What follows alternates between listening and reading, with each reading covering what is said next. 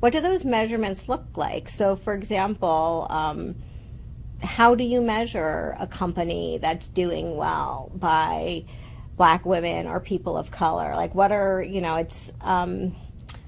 it feels like there's probably a lot that goes into it, and I'm curious if somebody asked you to measure that, if someone asked Denominator to measure that, what would you do? What would that look like?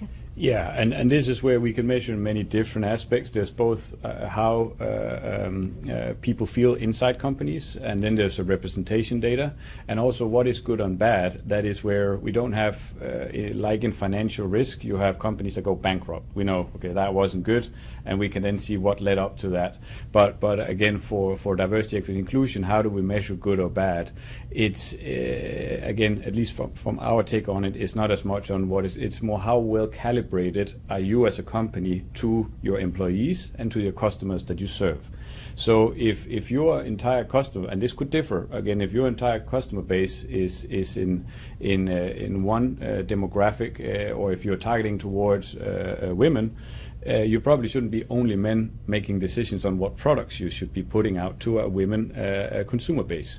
So it's really how well calibrated are you to your employees and your customers. So if we take the US as an example, we have census data. So let's say that your market is the US, and that's also where you source your employees from. You basically know what good looks like. So if you have around 19% of Hispanics. I was actually speaking on that topic yesterday at a rating agency on the deficit between leadership and the compared to the demographics.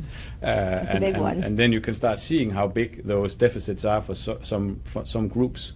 And this is again what good could look like is again, bringing the numbers in from yesterday, there are companies that have reached, you could say, Hispanic parity, where they have 20% in the executive team, in the board. So it's not impossible, but then the majority are down at 1%. So this is again where you could say, how aligned are you to your customers and to your employees?